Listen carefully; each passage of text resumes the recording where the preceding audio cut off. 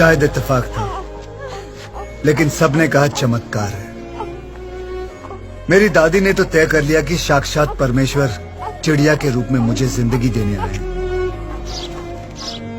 मुझे आज भी याद है, जब मैं बच्चा था, एक चिड़िया हर रोज खिड़की से मेरे कमरे में घुस आती और उड़ने लगती। भी मैंने फैसला कर लिया कि मेरी जिंदगी सिर्फ पक्षियों के लिए है, बस।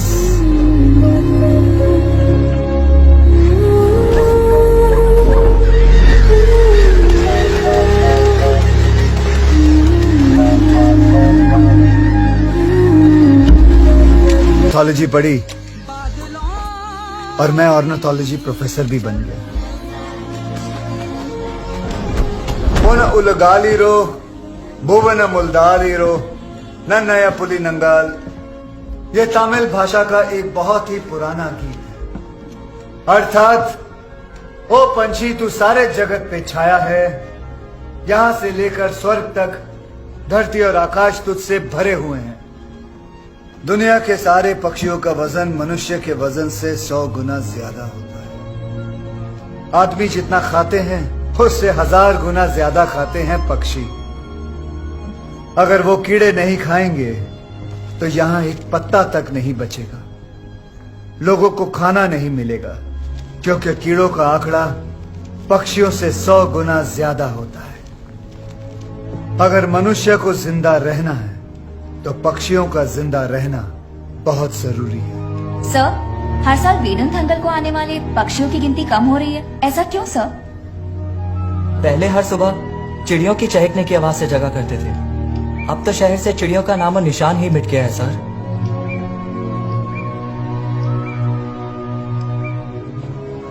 (1996) में हिंदुस्तान में सेलफोन इंट्रोड्यूस किया गया। उसके बाद से ही पक्षियों की गिनती कम होती चली गई, खास करके चिड़िया की।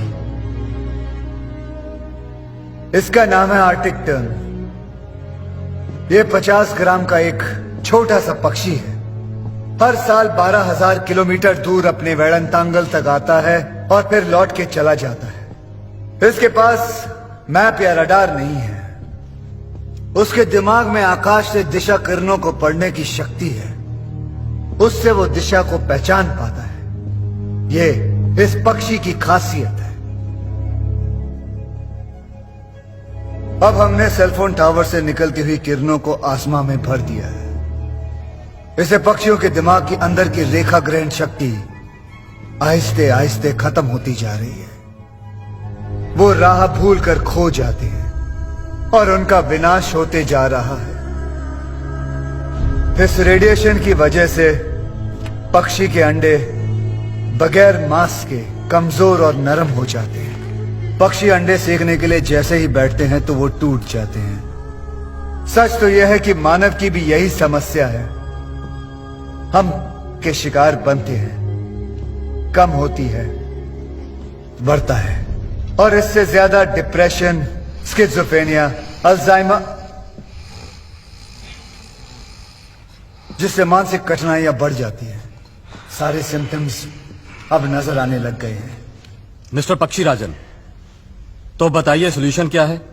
सेलफोन्स किसके लिए इस्तेमाल करते हैं? ज्यादातर फिजूल बातों के लिए। उसे कंट्रोल करेंगे।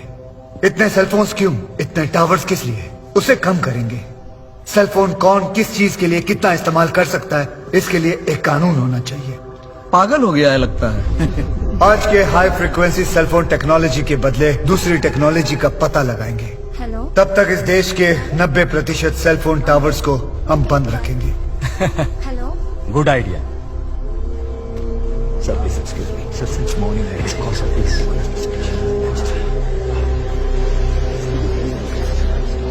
Save bird, save earth. Save bird, save earth. Don't kill, don't kill. Don't kill birds. Save bird, save bird. Save bird, save earth. Don't kill, don't kill. Don't kill birds. Save bird, save earth.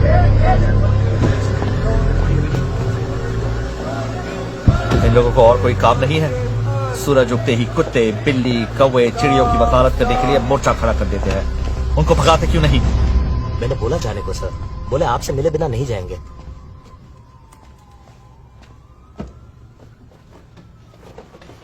Tell me what's your problem? Try permit का frequency rate क्या है? अब आपके towers में frequency rate क्या चल रहा है? आसमान में उड़ने वाले पक्षियों का गर्भ में ही नाश कर रहे हैं। Hello hello mister, listen. हम ट्राई के रेगुलेशंस को स्ट्रिक्टली फॉलो कर रहे हैं। पहले से ही सब्सक्राइबर्स, बाथरूम में नो सिग्नल, लिफ्ट में नो स्काइप, बेसमेंट में नो कनेक्टिविटी। यू नो, पिछले 3 महीने में 2000 सब्सक्राइबर्स ने नेटवर्क बदल दिया, पता है? झूठ मत बोलो। आप लोगों के गंदे कंपटीशन में सब्सक्राइबर्स को पकड़े रखने के लिए फ्रीक्वेंसी को जैसे मर्जी आप लोग बढ़ाते रहते हैं। अब तो वो खतरे के हद से बहुत आगे निकल चुकी है। इस रेडिएशन से पक्षियों की पूरी पीढ़ी विनाश की ओर बढ़ रही है। आपको पता है इसके बारे में? ज्यादा एग्जैजरेट कर रहे हो। सेलफोन रेडिएशन से ही बर्ड्स का विनाश हो रहा है, इसका कोई साइंटिफिक प्रूफ नहीं है। You know that? ठीक है, तुम आकर अपने सेलफोन टावर के नीचे 24 घंटे खड़े रह के दिखाओ, मैं साबित कर दूंगा। You get out. Scientific proof मांगा आपने, मैं आपको दे रहा हूं। निकलो अब, जाके मीडिया को लेटर लिखो या धूप में झंडा पकड़कर खड़े रहो। I don't care. Out, get out.